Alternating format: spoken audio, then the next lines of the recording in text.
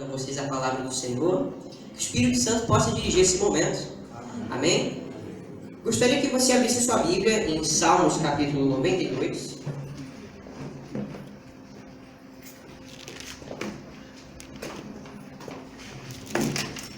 Salmo 92.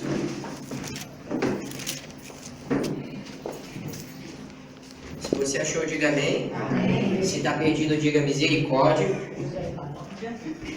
Escola bíblica, meus irmãos. Escola bíblica. Amém, Senhor. Bom é louvar ao Senhor e cantar louvores ao teu nome, ó Altíssimo, para de manhã anunciar a tua benignidade e todas as noites a tua fidelidade. Sobre um instrumento de 10 cordas e sobre saltério, sobre harpa com som solene, pois tu, Senhor, me alegraste com os teus feitos. Exultarei nas obras das tuas mãos. Quão grandes são, Senhor, as tuas obras. Muito profundos são os teus pensamentos. O homem brutal nada sabe, e o louco não entende isso. Brotam os ímpios como a erva, e florescem todos os que praticam a iniquidade, mas para serem destruídos para sempre. Mas tu, Senhor, és o Altíssimo para sempre. Pois eis que os teus inimigos, Senhor, eis que teus inimigos perecerão, serão dispersos todos os que praticam a iniquidade. Mas tu exaltarás o meu poder, como o do boi selvagem. Serei ungido com óleo fresco. Os meus olhos verão cumprido o meu desejo sobre meus inimigos. Os meus ouvidos deles se certificarão contra os malfeitores que se levantaram contra mim. O justo florescerá como a palmeira, crescerá como o cedro do Líbano. Os que estão plantados na casa do Senhor florescerão nos atos de nosso Deus. Na velhice ainda darão frutos e serão viçosos e florescentes, para anunciarem que o Senhor é reto. Ele é minha rocha e nele não há injustiça.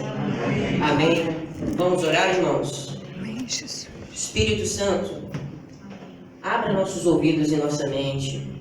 Abra nossos corações à tua palavra, Senhor. Dirija esse momento, dirija-me para que eu fale aquilo que tu falaste comigo, Senhor. Pois ninguém sou. E o que estou a falar não vem de mim, vem de ti. Dom não tenho, pois tudo vieste de ti, Senhor. E tudo que somos só é por causa de ti. Dirija-nos e dirige nossos corações para que tenhamos a verdadeira sede de ouvir a tua palavra. E ajuda-nos a ir até o Senhor para bebermos dessa água da vida, Senhor. Fala a cada coração aqui, que cada um sinta, Senhor, como o Senhor, o seu desejo cumprido acerca da própria vida. Eu oro em nome santo do Senhor Jesus. Amém. Podemos assentar, irmãos. Peço desculpas porque eu sou meio estabanado. Um instantinho só para você tirar.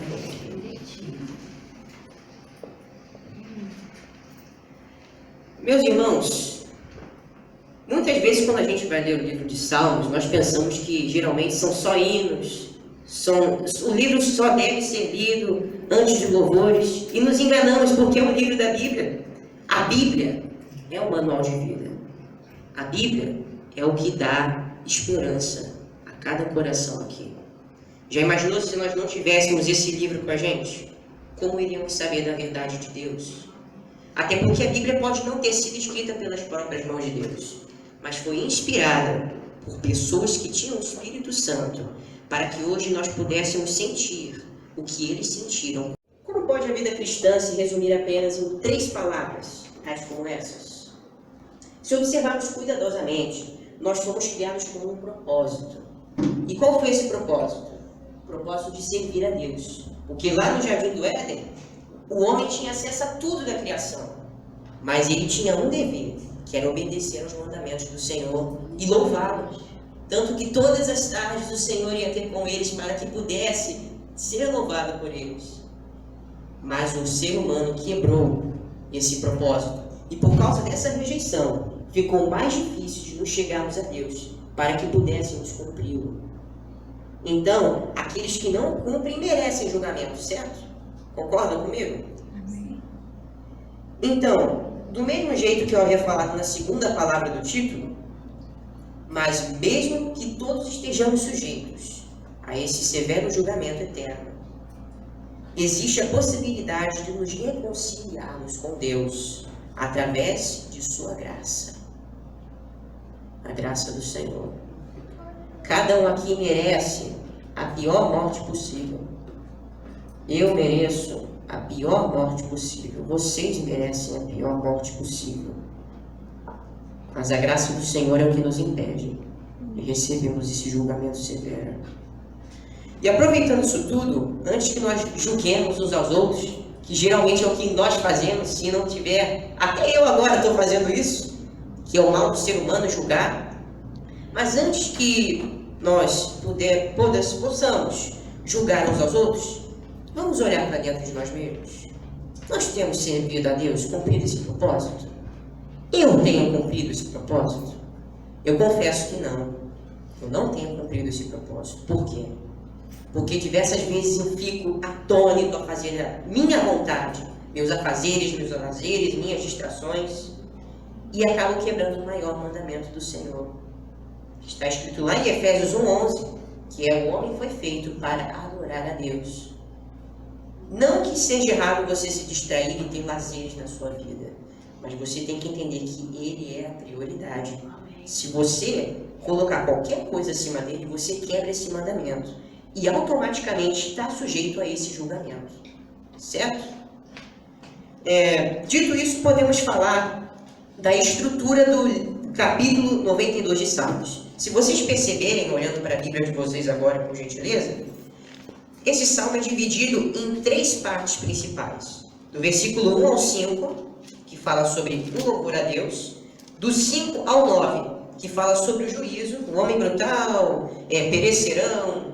E do 10 ao 15, que fala sobre a graça de Deus. O justo florescerá como a palmeira. Certo? Essa divisão não está na Bíblia, mas se você ler cuidadosamente, você achará. E vamos trabalhar em cada uma dessas partes. Eu vou procurar pedir ao Espírito Santo para que eu não seja muito demorado, que o Espírito Santo dirija o tempo em que eu trabalharei isso aqui, porque isso é muito importante. Eu gostaria de pregar algo rápido, mas se eu pregasse apenas uma dessas 3 partes, a palavra ia voltar vazia, porque essa não foi a vontade de Deus. Então eu vou abordar rapidamente cada um dos 3 temas, que até foi o motivo de eu colocar o título, para que possamos aprender do Senhor hoje. Amém? Mas antes de eu começar, eu gostaria de dizer que o que eu vou falar aqui não vem só de mim. Vem de outros pastores, o próprio pastor Paulo, vem de reflexões, blogs e várias outras fontes extras fora da Bíblia que falam sobre a Bíblia. Mas é claro que remetem a Cristo. Certo? Podemos ler os versículos 1 ao 5 novamente? Não precisam ficar de pé, podem ficar sentados. Bom é louvar ao Senhor e cantar louvores ao teu nome, ó Altíssimo, para de manhã anunciar a tua benignidade e todas as noites a tua fidelidade, sobre um instrumento de 10 cordas e sobre o saltério, sobre a harpa com som solene, pois tu, Senhor, me alegraste com os teus feitos, exultarei nas obras das tuas mãos. Quão grandes são, Senhor, as tuas obras, muito profundos são os teus pensamentos. Vemos aqui, principalmente no primeiro verso, que a verdadeira alegria do ser humano está em louvar a Deus. O salmista diz aqui: bom é louvar ao Senhor. Na minha versão, se vocês conseguiram perceber ao modo e ao decorrente de que eu falava, na minha versão estão descritas 2 formas diferentes de louvor, que é louvar ao Senhor e cantar louvores. Ué, por que louvar a Deus está descrito de 2 formas diferentes? Será que foi erro da tradução? Será que foi erro do salmista? Se você for pesquisar, é exatamente isso. Existem 2 formas diferentes de louvar a Deus. E uma dessas formas é cantar louvores ao Senhor, como dizia aqui na segunda parte, e louvar ao Senhor. Mas além da diferença visual, qual seria a diferença significativa? O louvor normal, que é a primeira palavra de louvor que aparece, significa louvor com as obras e com a vida. É quando desejamos viver para a glória de Deus, quando desejamos atribuir a Ele a glória de nossas proezas e de tudo o que fazemos, Porque a capacidade vem dele e não de nós. Então, se é ele que nos capacita, não seria ele que deveria receber todo o louvor e toda a glória? Então, o primeiro louvor que nós temos que dedicar ao Senhor em nossa vida é o louvor com a nossa própria vida. E como podemos fazer isso? Nós fazemos isso quando nós procuramos nos assemelhar a Cristo. Alguém já ouviu a palavra santificação? A gente pensa logo em ser santo, separado, não fazer nada, mas não é isso. Se vocês perceberem, Cristo é santo, Deus é santo. Se Ele é um Deus que é santo, eu também tenho que ser um servo semelhantemente santo, certo? É impossível que qualquer um aqui se assemelhe a Cristo. Mas nós temos que tentar nos assemelhar, procurar a perfeição, embora não a possamos alcançar. Certo? Mas como nós nos santificamos? Isso é ressaltado principalmente no verso 3. Olha só que terminologia linda que o salmista usou aqui. Sobre um instrumento de 10 cordas. Alguém aqui lembra de alguma coisa na Bíblia que envolva o número 10? Pode falar. Alguém lembra? Os 10 mandamentos, aí, acertou. Um instrumento. O que é um instrumento? Não é algo utilizável? Não é algo que nos facilita fazer alguma coisa? Então, Deus nos deu os 10 mandamentos como um instrumento para que a nossa vida pudesse se assemelhar a Ele. Certo? Esse aqui é um louvor. Um tipo de louvor é obedecer. Obedecer é um tipo de louvor. Obedecer à vontade de Deus e aos seus mandamentos. E se você perceber, logo quando a gente fala 10 mandamentos, nos vem à cabeça Êxodo, Moisés, Monte Sinai. Só que o que devia vir é um dos mais importantes mandamentos. Amar o próximo como a si mesmo, certo? Mas só os 10 mandamentos? Não. Os 10 mandamentos, se você for perceber, livro de Levítico, Número, Deuteronômios e até outros livros da Bíblia, Josué, Crônicas, até mesmo Salmos, contém diversos outros mandamentos de Deus. Os 10 mandamentos, eles foram dados como um instrumento, sim, só que para lembrar os outros mandamentos, porque todos vêm de um só Deus. Todos os mandamentos vêm e emanam daquele que os criou. Então não devemos nos basear apenas em um ou apenas em 10, mas em todos, embora os 10 sejam os que nos levam a praticar os outros. São os mandamentos principais. Do mesmo jeito que existem pecados capitais, existem mandamentos capitais. E os mandamentos capitais são amar ao Senhor teu Deus de todo o teu coração e ao próximo como a ti mesmo. Fazendo isso, você cumpre toda a lei, como o próprio Senhor Jesus disse. Mas agora, vamos para a segunda forma de louvor ao Senhor. Cantar louvores ao Senhor. Um momento só, pessoal. É quando nós o louvamos com os nossos lábios. Mas lembrem-se que não adianta louvar a Deus com os lábios se o coração está longe dele. Lembrem de Isaías capítulo 1? Quem já leu aqui? Levanta a mão, por favor. Leia Isaías capítulo 1. Em Isaías capítulo 1, Deus diz que se cansou de nós, porque nós não louvamos com o nosso coração. E vou parafrasear um verso de Isaías capítulo 1. Esse povo que me honra com os lábios, mas de fato o seu coração está longe de mim. Estou farto de suas festas. Então não podemos deixar o Senhor farto de nós, o louvando apenas por louvar. Nós devemos sim louvá-lo pela alegria de louvar, mas devemos saber como louvar ao Senhor. Então cantando hinos é uma forma, mas lembrando sempre de Isaías capítulo 1 para não nos assemelharmos ao povo de Israel, né, gente? Pelo amor de Deus. Mas também não é todo hino que Deus aceita. Se for hino que fala de bênção brotar do céu, que o ventilador vai começar a jogar dinheiro agora, que a luz vai começar a piscar, vai começar a sair dinheiro na conta dos outros. Que é isso? É sério, tem música assim. Tem música que dá prazo para Deus abençoar. E Deus deve estar falando lá do céu. Não sabe de nada, inocente. Não sabe de nada. Não quero te abençoar agora, não. Ah, mas por que, Senhor? O que adianta Deus nos abençoar se com essa bênção nós vamos ficar longe dele? O Senhor vai nos abençoar sabendo que nós vamos desmerecer o nome dele com essa bênção? Você vai dar para o seu filho uma tomada para ele brincar de eletricista, sendo que ele tem apenas 5 anos? Por mais que seu filho queira muito aquilo, não vai, né? Você sabe que seu filho vai se ferrar. Vai tomar um baita de um choque. Certo? Então nós temos que tomar cuidado com a forma que cantamos também. Nossos louvores devem envolver o nome do Altíssimo. Devem envolver a graça é para Ele. O louvor e a glória é para Ele. Não sou nada. Não adianta cantar.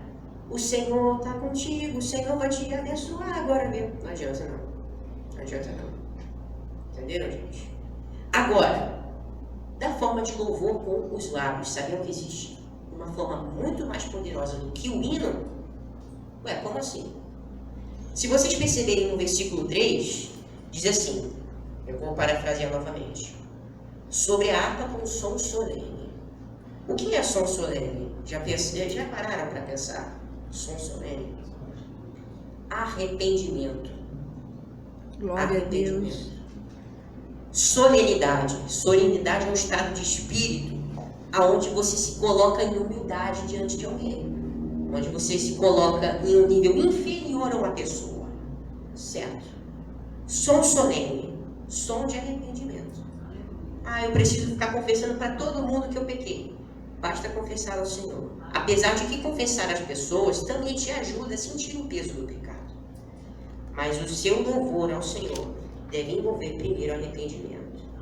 E o arrependimento nos leva a entender os versículos 4 e 5. Vocês perceberem aqui, ó. Pois o Senhor me alegraste com os teus feitos.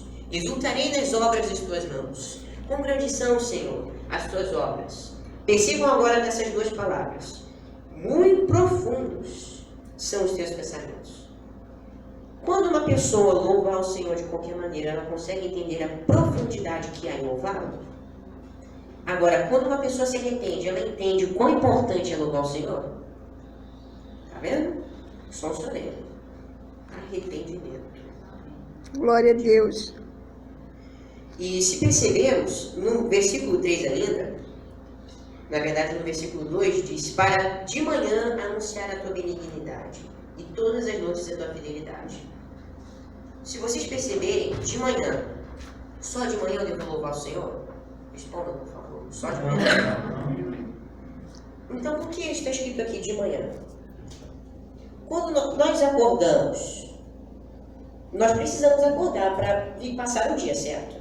Então, acordar é a prioridade do nosso dia, certo? Então, anunciar a benignidade do Senhor deve ser a prioridade do nosso louvor. O Senhor é bom, o Senhor é digno, digno é o Cordeiro, certo? Prioridade do louvor, anunciar a benignidade do Senhor. Agora, qual é a segunda e não menos importante coisa? Anunciar todas as noites a sua fidelidade. De noite você geralmente está cansado do trabalho, cansado do dia, correto? Então você começa a falar com mais lentidão, mais devagar, com mais calma. Então a fidelidade do Senhor deve ser ensinada com calma. Com calma.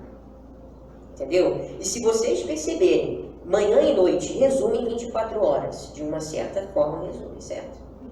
Então devemos estar 24 horas em constante louvor ao Senhor. Constante louvor. Amém, irmãos? Amém. E não esquecendo que não há alegria maior do que louvar a Jesus. Sabe por quê? Um momento só, irmãos, perdão. Imagine quão grande é o amor do Senhor, sabendo que nós rejeitamos a Ele e que estávamos separados dele por causa de nossos próprios pecados. Ainda assim, Ele se manifestou em amor verdadeiro a nós, porque só o amamos, porque Ele nos amou primeiro e deu a sua própria vida em favor de nós. Abra sua Bíblia em 1 João capítulo 4, versículo 10.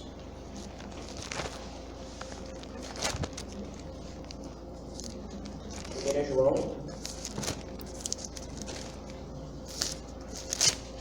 4:10. Todos acharam? Amém.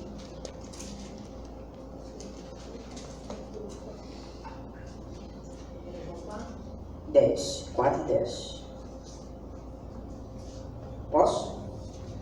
Nisto está o amor, não em que nós tenhamos amado a Deus, mas em que Ele nos amou primeiro e enviou seu Filho para propiciação pelos nossos pecados. Alguém sabe o que é propiciação? Alguém pode levantar a mão? Não sabe o que é propiciação? Você sabe. A propiciação é sacrifício em favor de algo. Algo que é enviado para morrer no lugar de algo. E em Levíticos nos é ensinado diversos rituais de propiciação.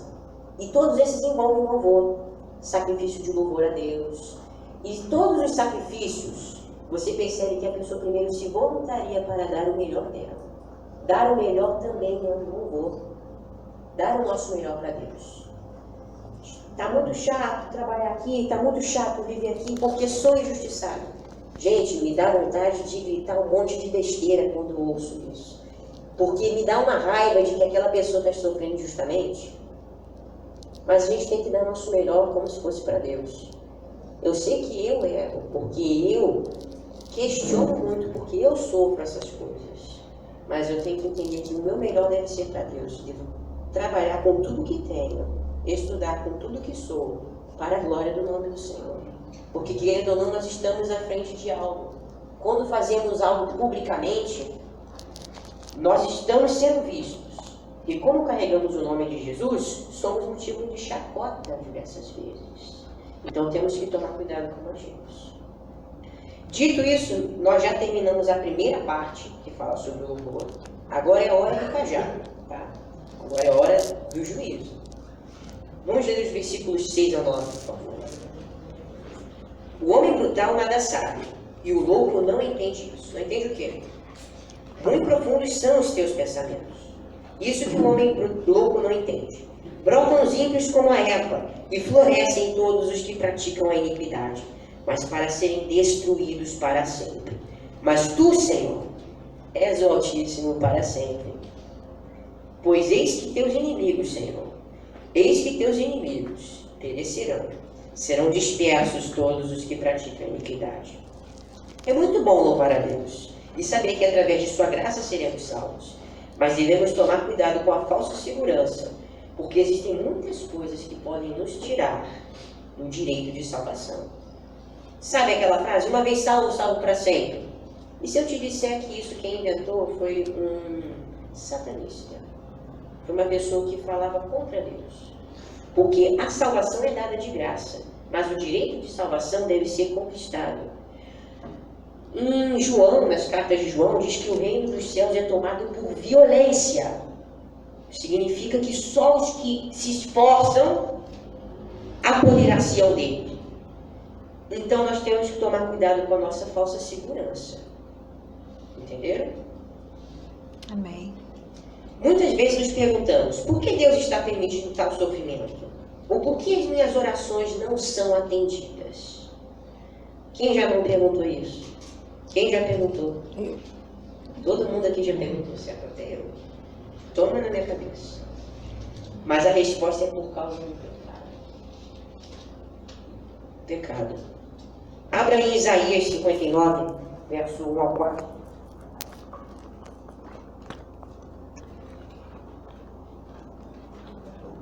Isaías 59, 1 ao 4.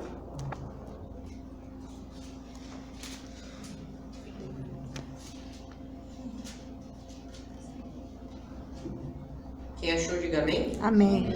Quem está perdido, diga misericórdia novamente. Eu só ouvi um, graças a Deus. Acharam? Isaías 59, verso 1 ao 4.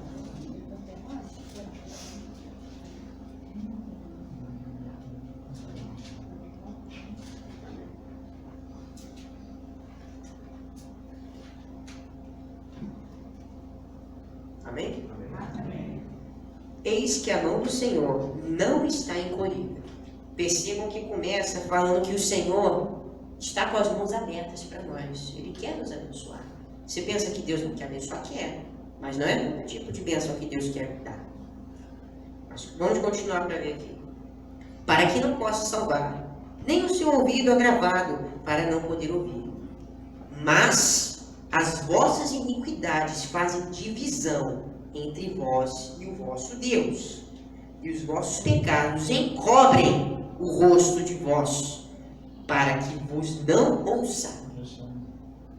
Porque as vossas mãos estão contaminadas de sangue, e os vossos dedos de iniquidade.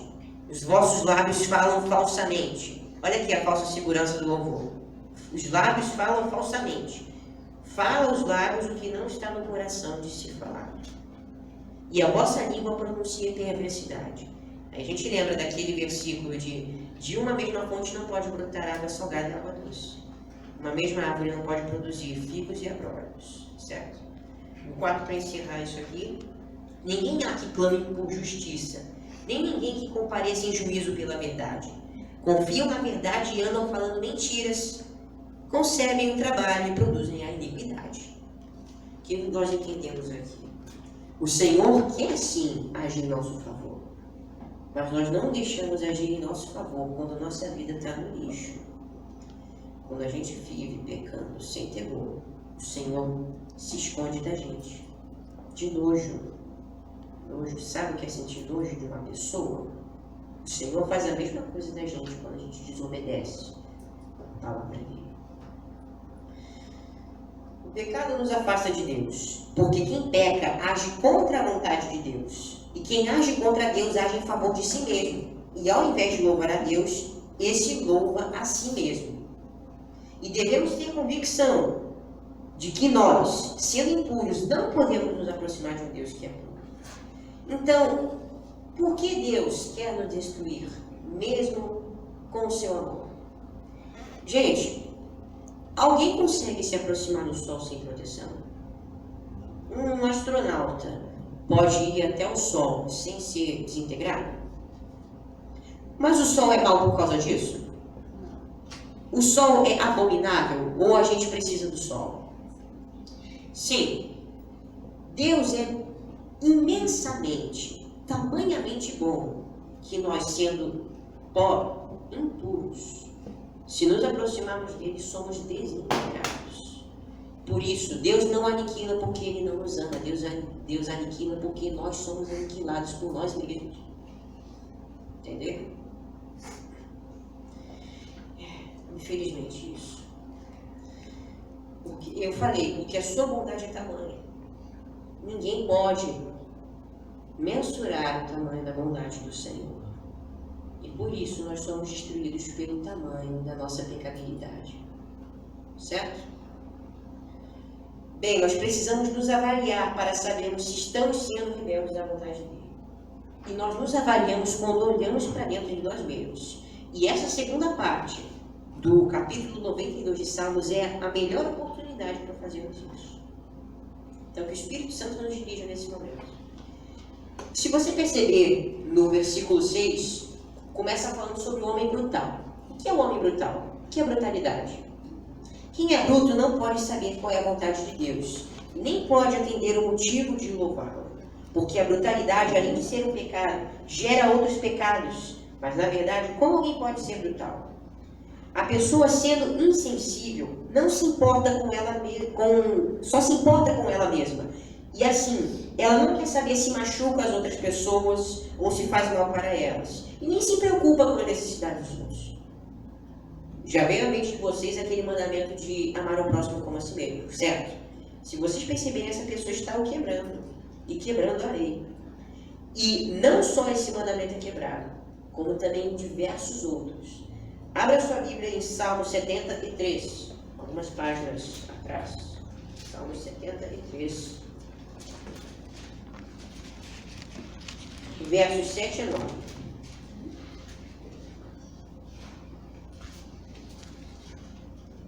Vamos começar do 6 para entendermos melhor. 7:3, 73.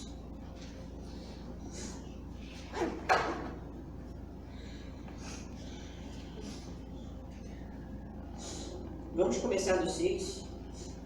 Pelo que a soberba os cerca como colar. Um monte de gente aqui está com colar, certo? Colar consegue ficar descolado do nosso corpo? Então, a soberba ela é tão perigosa que ela não sai de nós, se a gente não se santificar. Vestem-se de violência como um adorno. Os olhos deles estão inchados de gordura. Superabundam as imagens e imaginações do seu coração. São corrompidos e tratam maliciosamente de opressão. Falam, olha só, problema de ser arrogante. Falam arrogantemente. Erguem a sua boca contra os céus e a sua língua percorre a terra. Que a língua percorre a terra? Parece ser fofoca, mas não é fofoca não. Reclama de tudo. Língua percorre a terra. Tudo reclama. Esse aqui é um problema. Quem reclama de tudo está sujeito a ser brutal. E quem é brutal está sujeito a cometer todos esses outros pecados. Certo? Agora, vamos voltar lá para o Salmo 92. Existe outro adjetivo acerca dos que desobedecem à lei. E esses são os loucos. O louco não entende isso. Quem é pessoa louca? Uma pessoa louca faz coisas sem entender. E não entende as próprias atitudes. Em certo ponto, sabendo que algo é ruim, faz da mesma forma. Além de falar coisas sem fundamento. Né? Fala besteira sem parar. Mas sabia que existem diversos loucos espirituais? Como é o louco espiritual? O louco do espírito é aquele que conhece a verdade, mas não quer ser liberto por ela. Certo? Isto é, são aqueles que, mesmo sabendo que é algo errado, fazem da mesma forma, mas conhecendo a palavra de Deus, agem como se não a conhecessem. E assim eles desprezam o que é certo e rejeitam a sabedoria de Deus. Eu vou abrir em Provérbios capítulo 7, mas não precisam abrir, senão vamos ficar lendo o tempo todo, apesar de que é a melhor coisa que tem. Provérbios capítulo 1, verso 7. O temor do Senhor é o princípio da ciência. Os loucos desprezam a sabedoria e a instrução. Tem uma promessa enorme na primeira parte desse versículo. Só que ela é logo jogada fora por quem despreza. Entendeu? E Deus conhece a intenção do nosso coração. Uma pessoa louca age de uma forma para os outros e para outras pessoas de outra forma, certo? Só que o louco de espírito age igual para todo mundo. Mas para Deus, ele acha que está agindo diferente. Para Deus, ele acha que Deus não está vendo ele, o safado. Né?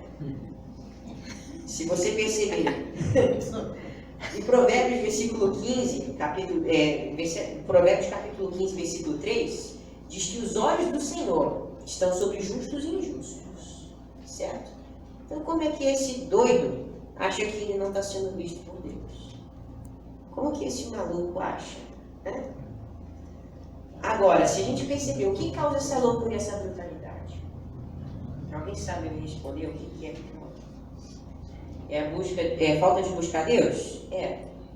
Mas tem uma coisa pior. O que causa? Alguém sabe dizer? Você acha sábio os seus próprios olhos? Não só isso. Alguém sabe dizer?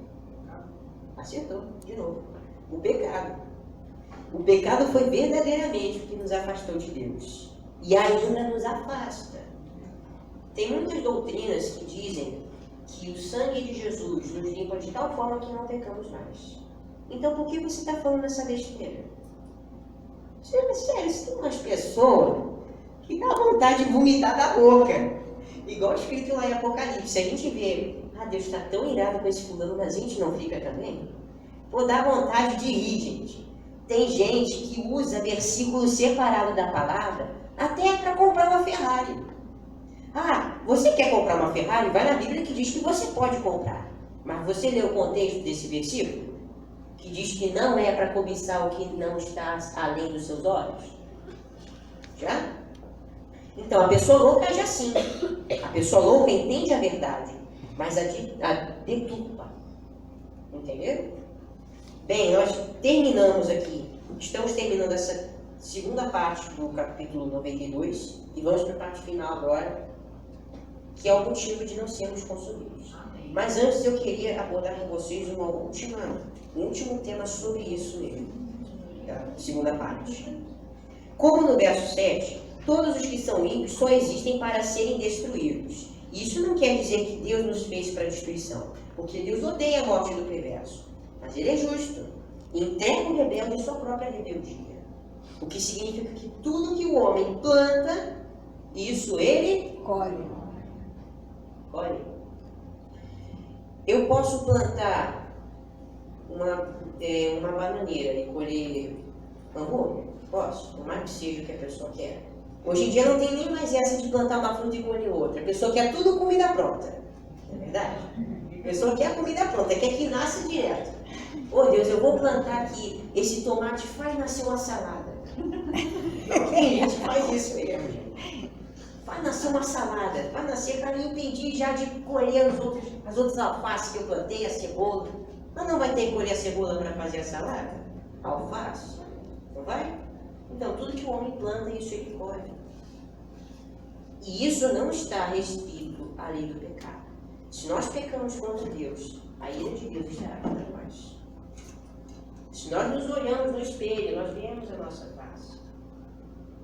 Se nós olhamos para a pessoa, nós estamos vendo ela, certo?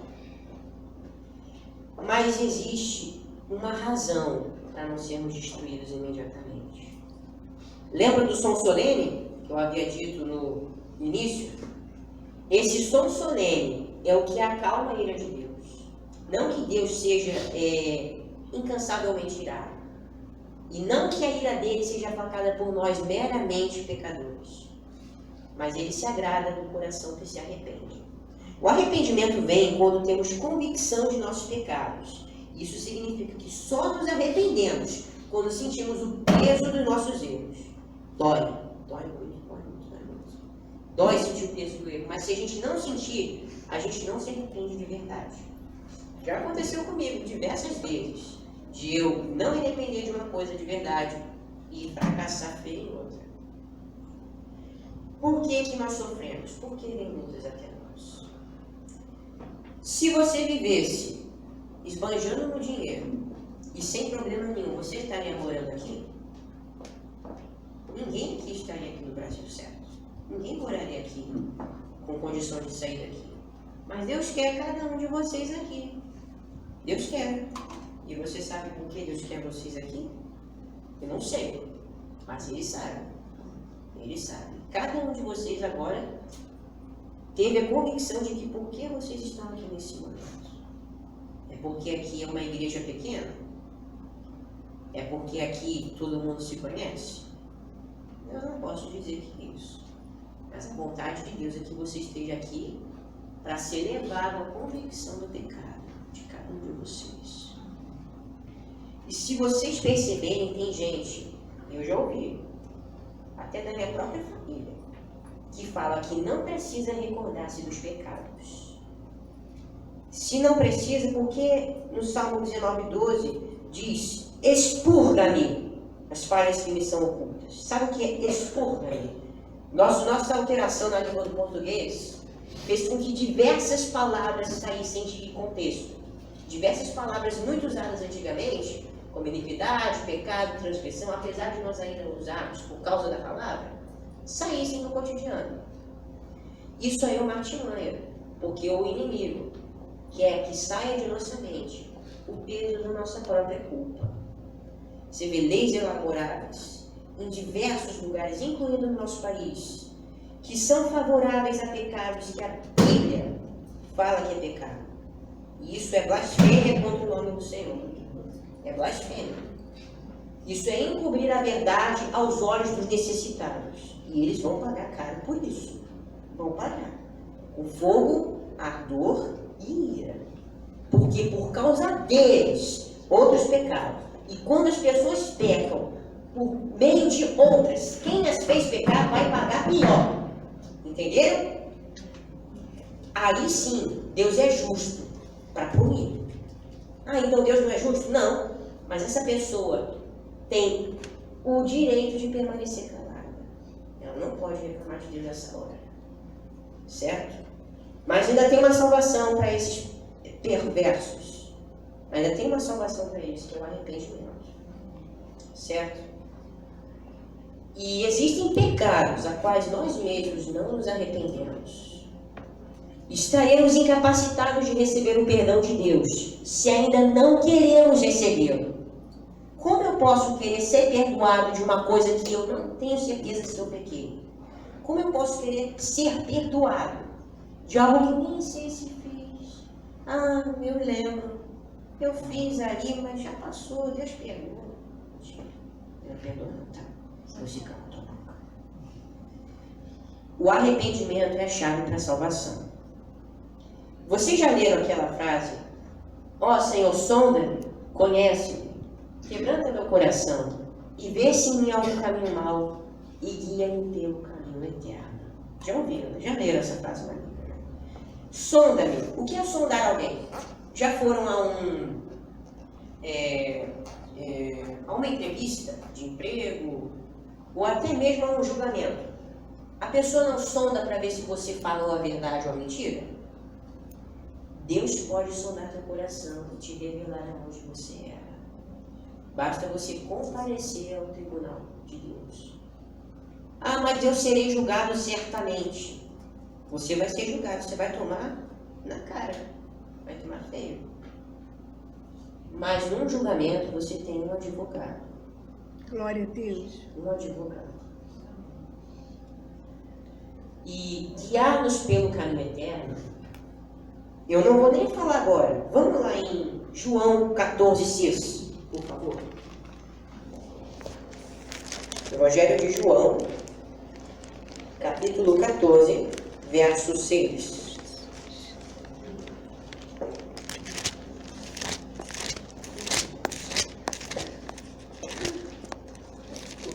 João 14,6. Um monte de gente que já abriu aí já sabe até o que vai estar escrito aqui. Guia-nos pelo caminho eterno. Certo? E olha o que está escrito aqui. Disse-lhe Jesus: eu sou o caminho, a verdade e a vida. E ninguém vem ao Pai senão por mim. Eu creio que o Senhor tinha em mente o versículo 23 e 24 do Salmo 139. Que é aquilo, sonda-me, Senhor. Eu creio que ele tinha em mente, porque aqui ele faz uma analogia certa e direta a esses dois versículos. Ele é o caminho. Então, o caminho eterno pela qual Deus nos guiará é Ele. Ele é a verdade. Então, o Senhor verá se existe algum caminho mau dentro de nós e nos revela. A verdade significa revelação do correto, do certo, do justo, de acordo com a vontade de Deus. E a vida, guia-me pelo caminho eterno, não tem só o objetivo de ilustrar o que Jesus falou, mas de mostrar que o caminho é eterno. O verdadeiro caminho, o caminho da verdade e da vida, é o caminho eterno. O caminho eterno é Jesus. E Jesus é nosso advogado perante ao Pai. Isso nos abre a janela para a última parte do capítulo 92 de Salmos, que é a graça de Deus.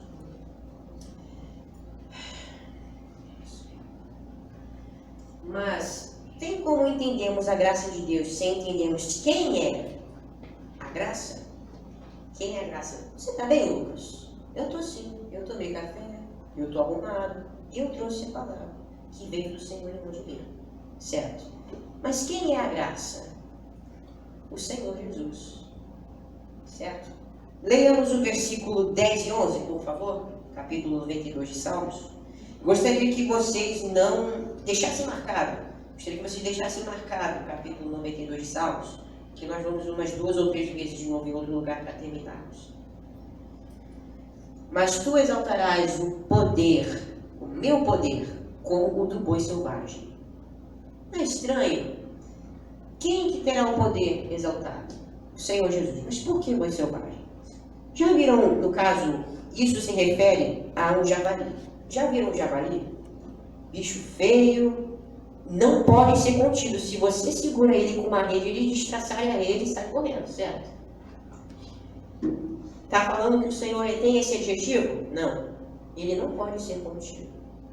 3 dias permaneceu morto, no terceiro ressurreiu. Aleluia. Certo? O boi selvagem aqui simboliza que, com o poder dos céus e com o próprio poder, o Senhor Jesus não seria contido pela morte. Não seria contido. Entendem? Boi selvagem não significa uma coisa sem caráter. Significa uma coisa que não pode ser contida. E o Senhor Jesus não pôde ser contido. Não pôde. Serei ungido com óleo fresco. Os meus olhos verão cumprido o meu desejo sobre os meus inimigos. Os meus ouvidos dele, do Senhor, se certificarão. Nossos ouvidos. Como que nós podemos nos certificar do Senhor? Diante dos ensinamentos dele. Certificar é a comprovação de certeza. Um certificado comprova que você tem uma habilidade em algo, comprova que você compareceu a algum lugar. Mas esse certificado que nós recebemos é a certeza da salvação. Glória a Deus. Entendeu? Quanto aos malfeitores que se levantaram contra mim. Então nós não teremos só certificado sobre a salvação, sim contra as pessoas que foram contra nós na vida. Elas vão morrer se não se arrependerem. Para infortúnio, para infortuna alegria nossa, vamos. Porque eu sei que dá uma raiva das pessoas que fazem isso. Dá uma raiva. Mas não é esse o caminho.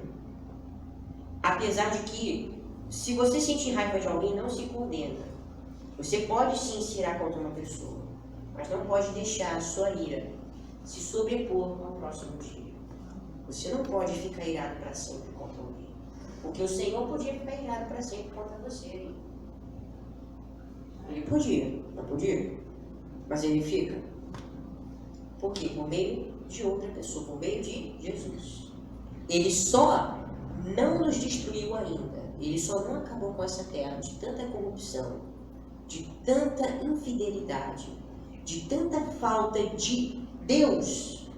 Ele só não aniquilou a terra ainda, porque quando ele sente vontade de fazer isso, o Senhor Jesus abre as mãos, mostra o lado e os pés.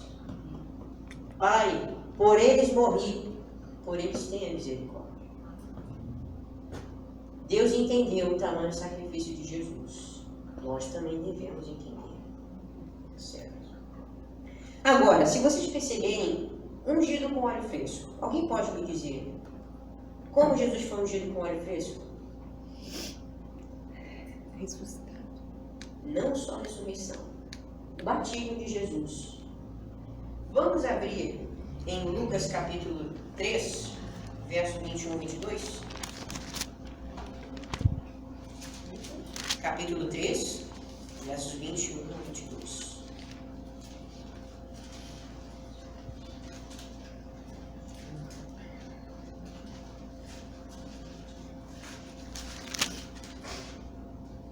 Todos acharam?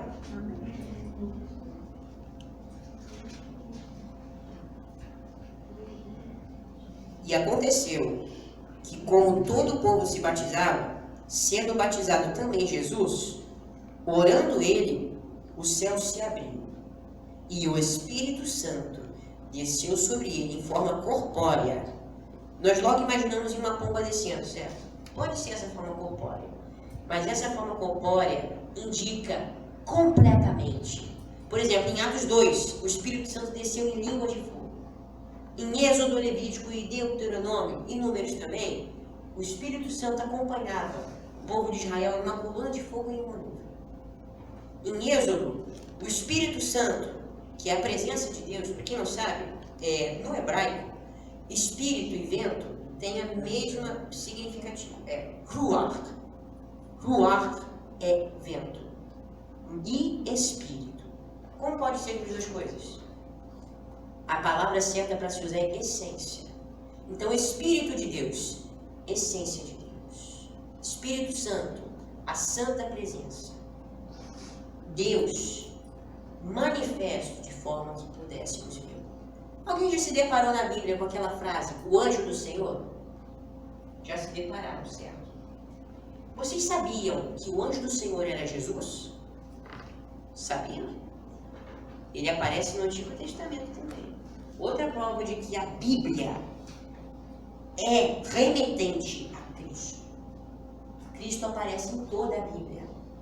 Em quase todos os livros do Antigo Testamento, principalmente da Torá, que seria Gênesis, Êxodo, Levítico, Número e Deuteronômio. Em todos esses livros você vê, eis que o anjo do Senhor apareceu. E desculpe, só está saindo um pouco do contexto, é que eu preciso compartilhar isso com vocês. Lembra de quando Deus chamou Moisés da sarça ardente? O certo lá está escrito assim, eis que o anjo do Senhor apareceu no meio da sarça. E Yahweh, o Senhor, vendo que Moisés olhara, manifestou-se em forma de fogo. E Moisés viu que era Deus, anjo do Senhor, Yahweh e Deus. A Trindade manifesta no Antigo Testamento. Está vendo? O anjo do Senhor, o Senhor Jesus, Yahweh, o Deus Todo-Poderoso. E Deus. Não é a mesma coisa que Yahweh, mas a presença de Deus. Se ele viu a Deus, ele viu a presença de Deus. E se ele viu a presença de Deus, ele viu ao Espírito Santo. Certo? Então, esse óleo fresco é o Espírito inteiro. Aleluia. É o Espírito em essência. Podem voltar lá para Salmo 92. Entenderam? E se vocês perceberem, existem várias outras profecias, eu não vou lá para não gastar muito o assunto e nem o tempo. Se vocês perceberem, no Antigo Testamento existem profecias sobre a exaltação de Jesus. Como aqui diz, que exaltarás o meu poder. Se vocês quiserem ler depois em Números 24, 7 e Filipenses no Novo Testamento agora, 2, 8 a 11. Também percebemos que ungir alguém nos tempos antigos era feito com um chifre. Já viram um chifre de carneiro? Já viram como que é? Aquele é oco em espiral? Com certeza alguns aqui já viram. Antigamente, no povo de Israel, o chifre era sinal de poder, tanto é que nos utensílios do tabernáculo sempre tinha chifres, por exemplo, no altar de incenso, tinham 4 pontas, essas pontas eram chifres. E eram os chifres que o sangue era aspergido, era ungido. Por que o sangue era aspergido aos chifres? O chifre também era usado como uma trombeta. A trombeta é sinônimo de aviso, de advertência, de sinal, certo? Então, a unção do chifre significa que a verdade é manifesta através da pregação. A verdade é manifesta através do louvor, com os lábios e com as obras, certo? Então, isso também simboliza que Jesus era o sumo mensageiro. Em Isaías, capítulo 61, verso 1 ao 2, que pode ser encontrado também em Mateus 4, do 18 ao 21, Jesus diz assim: o Espírito do Senhor está sobre mim. Ele me ungiu para proclamar aos pobres o Evangelho, as boas novas. Evangelion é a palavra certa no grego. E Evangelion significa boas novas, boa notícia. O Evangelho significa boa notícia de que Jesus ressuscitou dos mortos para nos salvar, certo? Então, através da proclamação as pessoas são convencidas. Só através da proclamação. E esta mesma é feita através das nossas vidas e através dos nossos lábios. Estou terminando a pregação neste momento, mas eu queria que você prestasse bastante atenção agora, porque agora nos são apresentadas maiores verdades. No verso 11 está contida a profecia de que diz que o juízo de Deus seria feito. E esta profecia é feita no ponto de Jesus, no ponto de vista de Jesus. Porque diz que o desejo de Jesus, no caso aqui, diz, os meus olhos verão cumprido o meu desejo. Diz que o desejo de Jesus estará cumprido sobre os inimigos dele. Em outras versões, algumas versões de vocês devem estar escrito assim: eis que meus olhos verão a derrota de meus inimigos. Alguém aqui tem alguma versão que diz assim? Então, esta versão está correta também. Porque se você for lá em Apocalipse 20, no verso 9 ao 10, diz que o mal e os maus cercaram o acampamento do Senhor, mas veio fogo do céu e os consumiu. E outra profecia de Apocalipse, que está lá, se vocês puderem lá, Apocalipse capítulo 1, verso 7.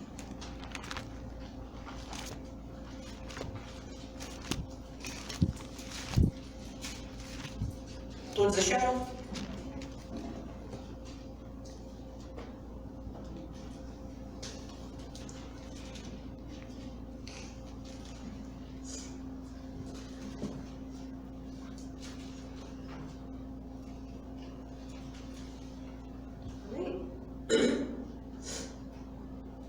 Eis que vem com as nuvens, e todo olho verá, até os mesmos que o transpassaram com a lança.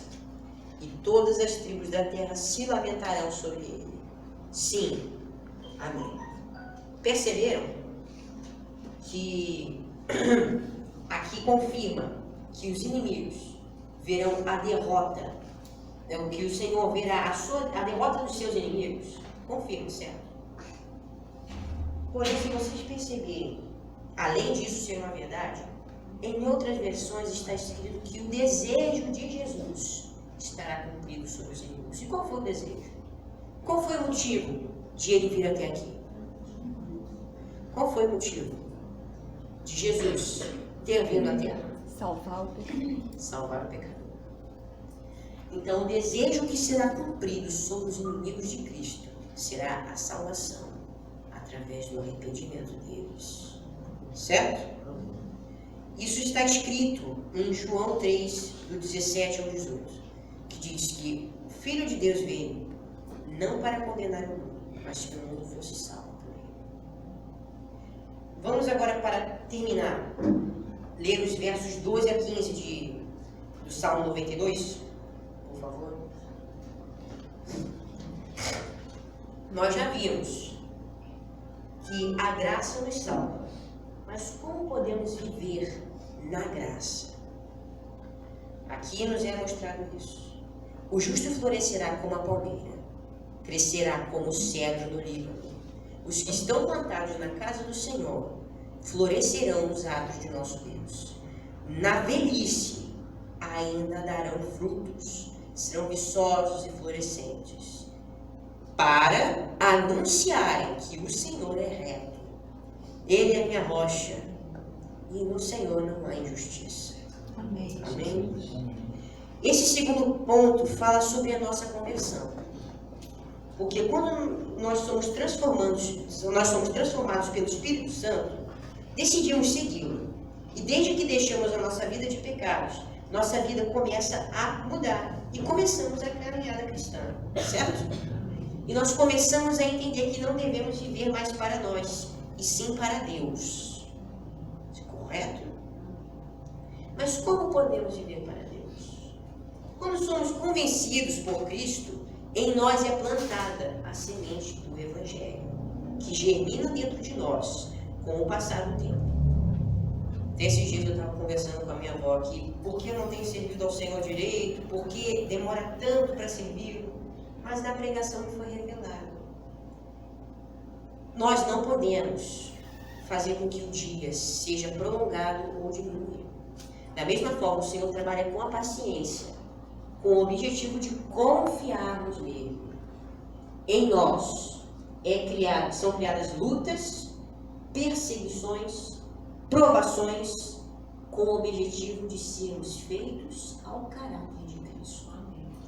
Amém? E quando nós estamos cansados, precisamos de descanso, certo? Quando nós temos sede de Cristo, recorremos a Cristo.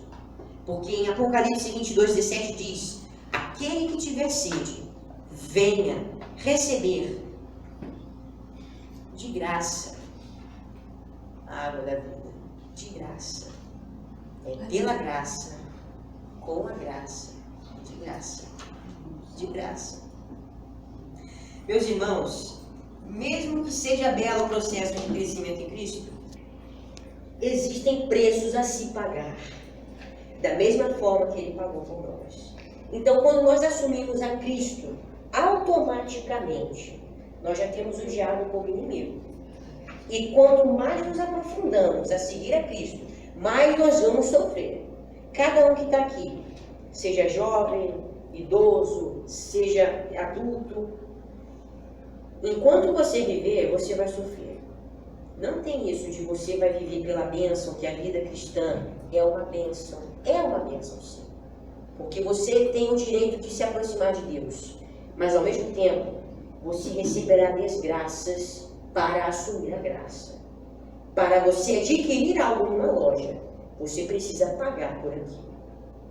E em 1 Pedro capítulo 1, versículo 3 ao 9, nos é explicado o motivo das provações.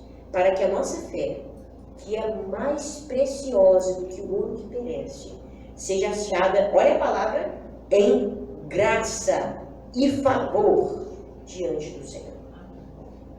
Também devemos pedir a Deus que cresçamos como cedro no Líbano. Como aqui está escrito, crescerá como cedro no Líbano. Alguém já viu um cedro? O que é um cedro? É uma árvore, é a árvore mais resistente do Oriente Médio. E antes que ela cresça, ela precisa primeiro crescer raízes. Ela cresce 30 metros de profundidade para crescer 30 metros de altura. Para que nós sejamos alicerçados no Evangelho, precisa haver crescimento. Crescimento verdadeiro. E nós entendemos mais uma vez o versículo 1 e 2, que é a causa desse crescimento. O louvor a Deus. Então, estou terminando já a última página. Nós só crescemos em Cristo se o louvamos. Nós só o louvamos se queremos. Certo? As boas novas da salvação só podem ser proclamadas quando nós florescemos. Como aqui diz no versículo 12, o justo florescerá como a palmeira. Já viram uma rosa quando desabrocha? Ela, assim que qualquer planta, qualquer flor bonita, quando desabrocha, ela solta aquele cheirinho, certo? O cheirinho do pólen, o cheirinho natural da rosa. Quando nós florescemos em Cristo, depois que em nós é plantada a semente do Evangelho, como eu havia dito, nós começamos a perfumar o céu, a espalhar o perfume de Cristo.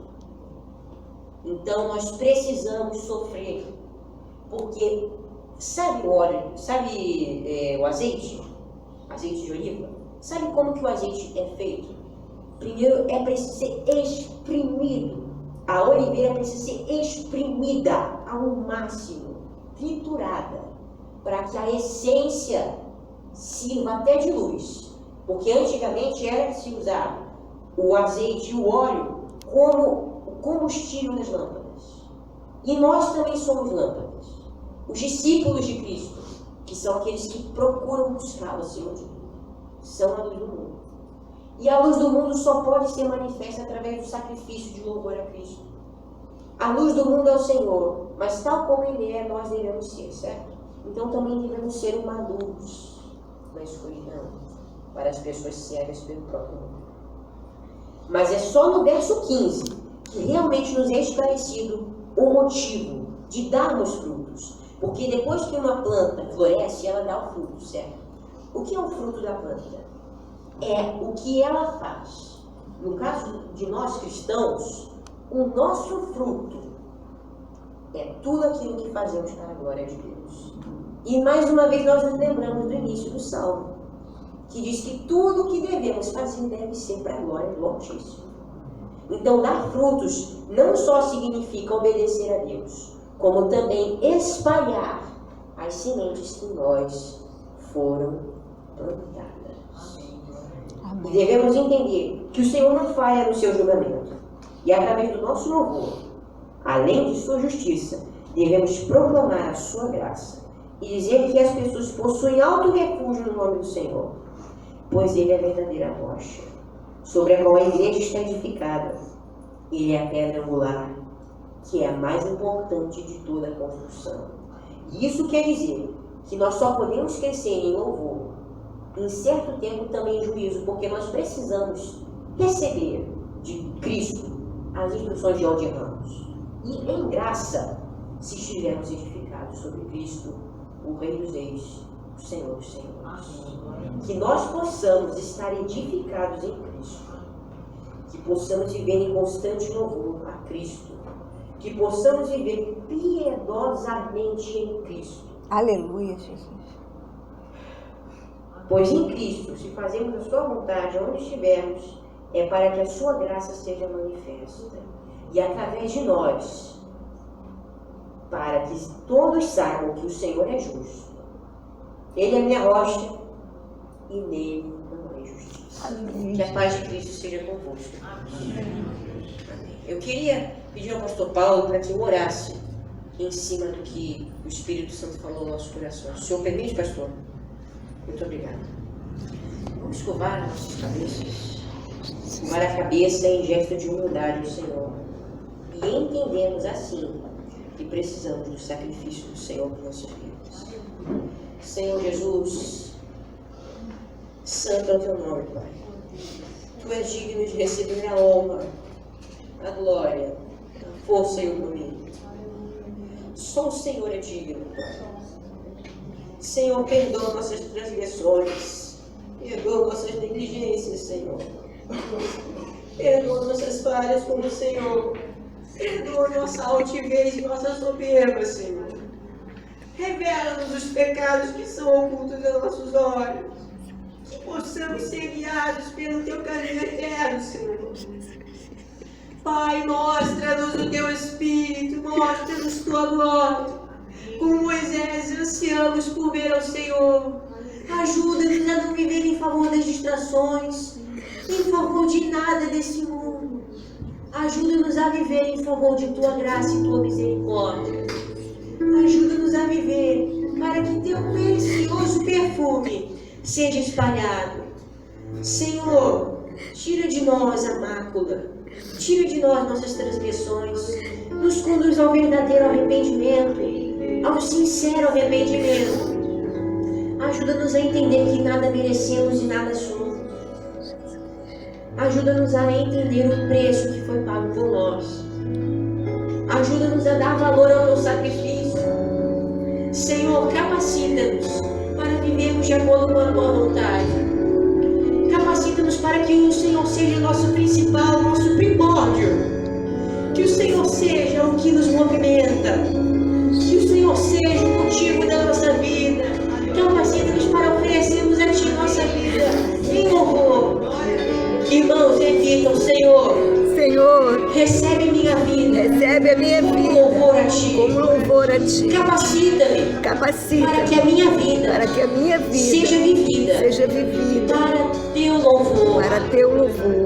Capacita-nos, Senhor, para louvarmos ao Teu nome, Capacita-nos, para Te Senhor. engrandecer e Te exaltar acima de tudo. Que o Teu nome seja engrandecido e glorificado. E que o motivo de nossa vida seja proclamar Teu Evangelho, viver em santidade diante de Ti, viver abstendo do pecado e viver próximos à Tua graça todos os dias de nossas vidas. Em concordância, todos nós oramos em nome de Jesus Cristo. Amém.